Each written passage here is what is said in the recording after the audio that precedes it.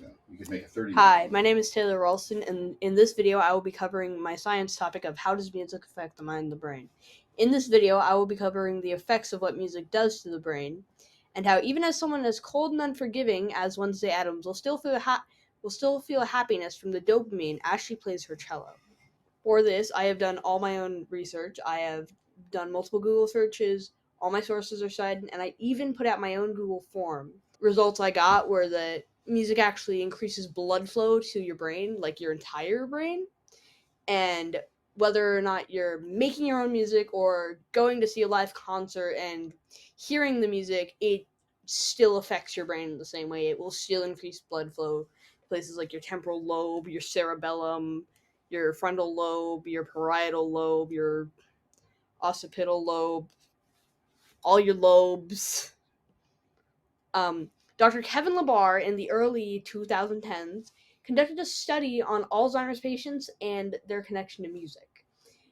He discovered that since Alzheimer's doesn't affect the cerebellum, which is where musical memories are stored, till its later stages, and instead focuses more on the temporal lobes, like your amygdala and your hippocampus.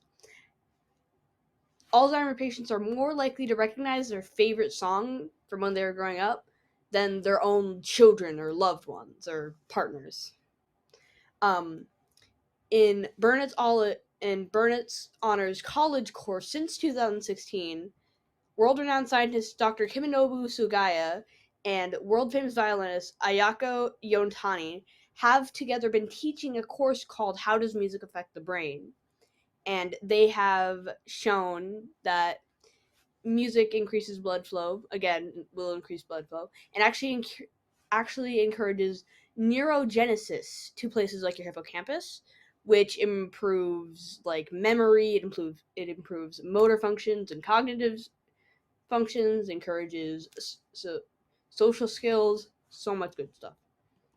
A really famous myth surrounding music is called the Mozart effect, which is like if you are a pregnant woman and you listen to classical music, that's going to make your baby smarter and encourage a lot of brain growth and a higher IQ overall. Um, Dr. Samuel Mayer, I don't know how to pronounce his last name, discovered that again in the early 2010s. This is a complete myth. Classical music like Mozart or Beethoven or like other famous classical musical artists, their music does not make you smarter. It instead makes you calmer and releases dopamine into your brain, which makes you happier. I believe that people have often I think that people mistook this as like getting smarter, since being in a calmer state of mind can help you focus more. And a baby starts hearing at about 18 weeks, so playing music in the first like 2 weeks of pregnancy is actually going to do like almost nothing aside from maybe calm the mother or like just like help them relax through this stressful process.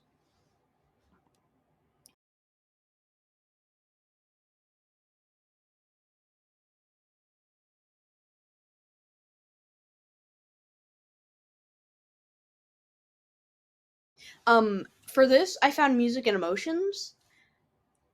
The one on this chart means that you're like sad. Like music didn't help, it really did the opposite.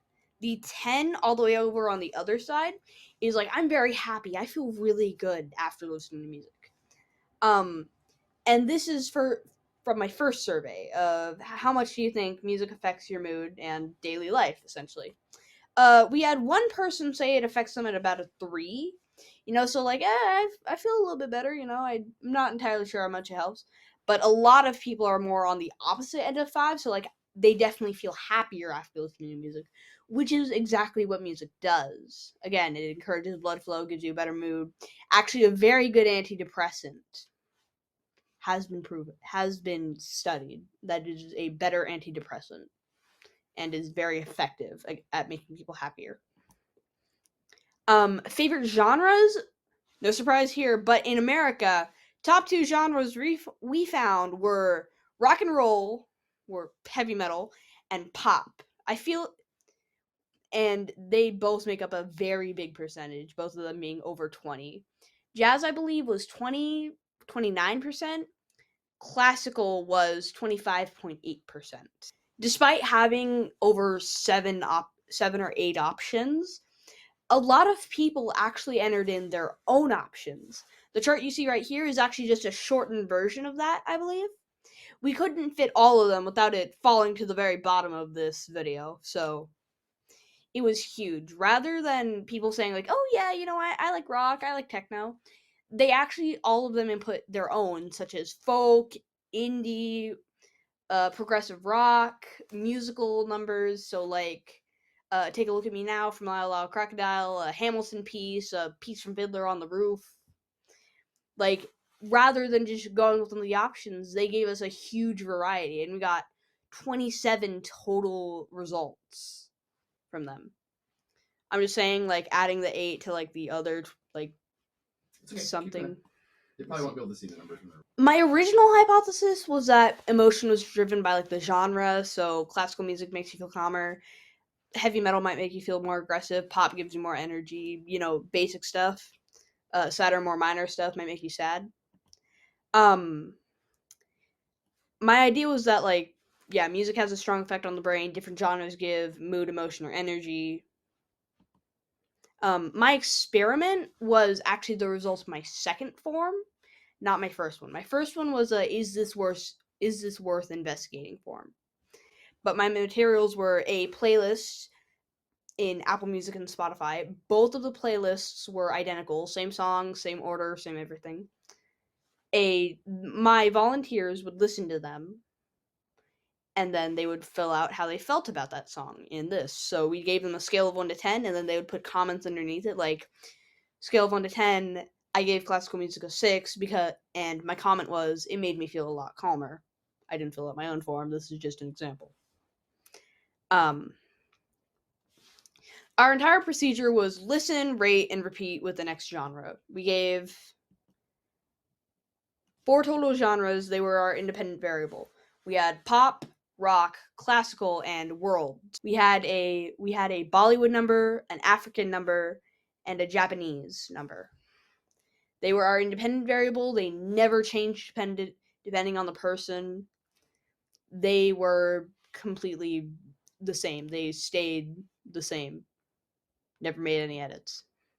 Our dependent variable was our volunteers and respondents' reception to them, I guess. Like, how much they rated it, scale of 1 to 10.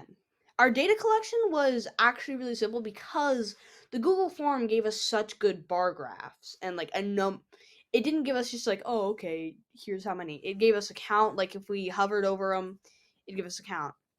It turns out that World was pretty disliked. Everyone really agreed on pop. Like, my third volunteer reported feeling a little bit like aggressive after listening to it and pretty angry, which is why they gave it kind of the lowest score of them all. Classical, it was calming, like, it was calming. It wasn't like super. They feel like very motivated and refreshed after it. But World scored the lowest, and I feel like that's due to the fact that it's not in a language that like American people normally understand. We speak English, maybe the occasional Spanish, but if it's a language like if it's the Bollywood number, we won't know that language. My analysis for this is that it's not really like the genre that matters, it's the listener's personal background and experience. My first volunteer said that he really loved metal, gave it a super high scoring because and in America we really promote the rock and pop genres really above any other genre. What I found from my research into the world of music and how it affects your brain is that it's not the genre that matters, it's the listener's experience. If you grew up around a place where like your parents really loved rock but like you weren't super into classical or techno, then like you might grow up loving rock. Like, it all just depends on your own personal likes, the listener's experiences, and where they grew up. I find music to be more cultural and based on experiences.